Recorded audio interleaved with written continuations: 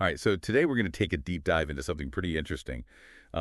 It's Diego Maradona's last World Cup appearance in 1994. But we're looking at it through the eyes of one fan in particular. Yeah, we're going to see how Maradona's struggles on and off the field really impacted someone who just loved the game. That fan is Stuart Horsfield. Yeah, and he actually wrote this piece called Diego Maradona at World Cup 1994, The Fallen Angel.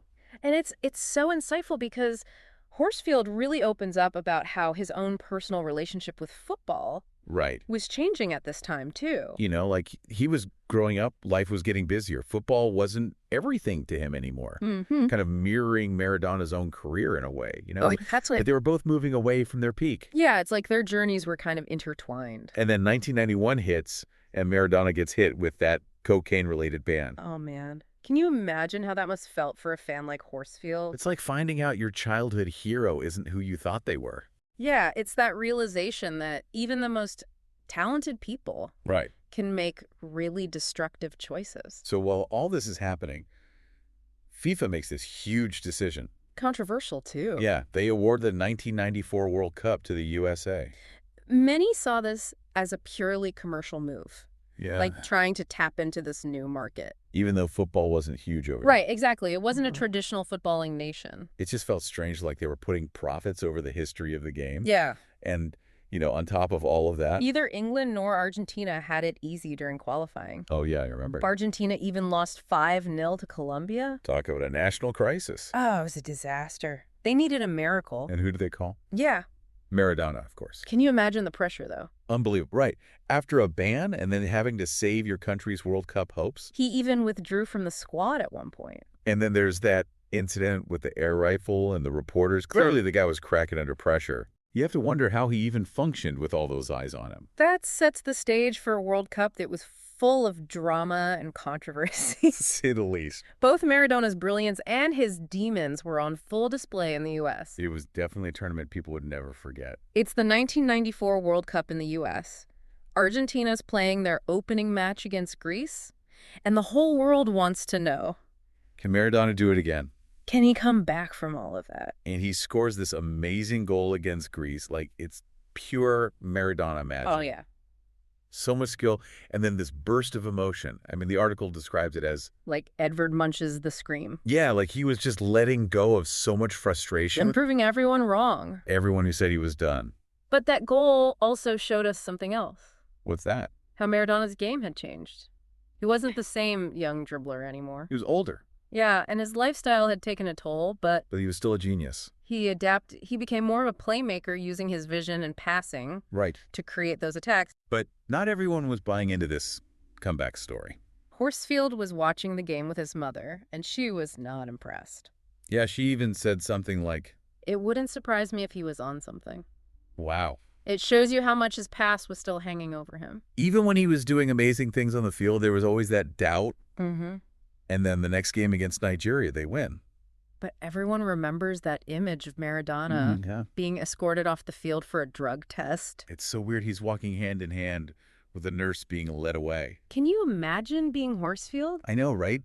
All that excitement about Maradona's return, and then this happens, It's like a bad feeling. and then the news hits us? Maradona tests positive for ephedrine, A banned substance. and he's out of the World Cup just like that. It was over his tournament. His career basically finished, Ephedrine's a stimulant. It can really enhance performance. which is why it's banned, Right. It wasn't just a bad choice. It was breaking the rules. especially for someone like Maradona. It was a huge scandal. And for Horsfield, it was crushing. He felt completely disillusioned. Like the magic of football had been ruined. Imagine your hero falling from grace, not just because of personal issues, but because of cheating. It's like Horsfield lost his innocence, his belief in the game. And for Argentina, it was a disaster, too. Yeah, they lost their captain, their inspiration. And they fell apart completely. Knocked out in the round of 16. Like the heart had been ripped out of the team. And Maradona's legacy was forever tainted. He'd always be remembered for this as much as for his brilliance. The article ends with Horsfield reflecting on all of this.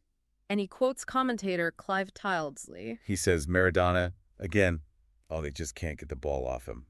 Can he get a goal? He deserves one. That should be a penalty.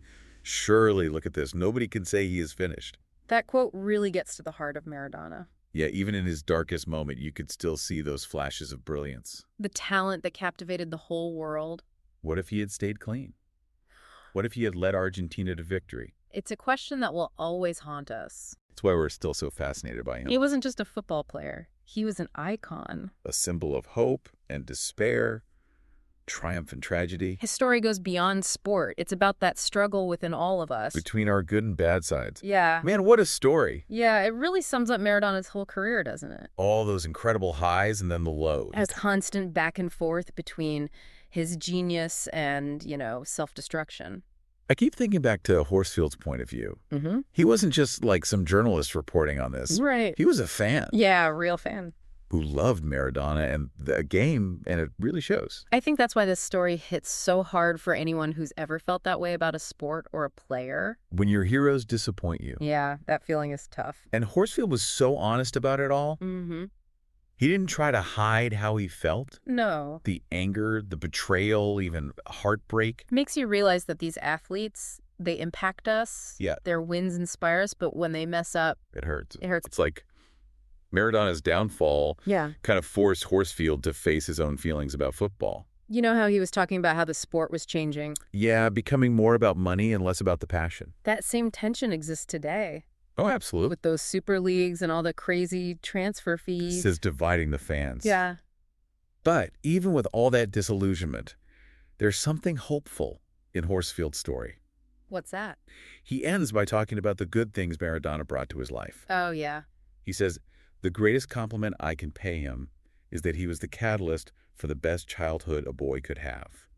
That's really beautiful. It reminds us that even people who make mistakes can still have a positive impact. Yeah, and that sports can create these powerful memories that shape who we are. So if you're feeling a little overwhelmed by all of this, Take a deep breath.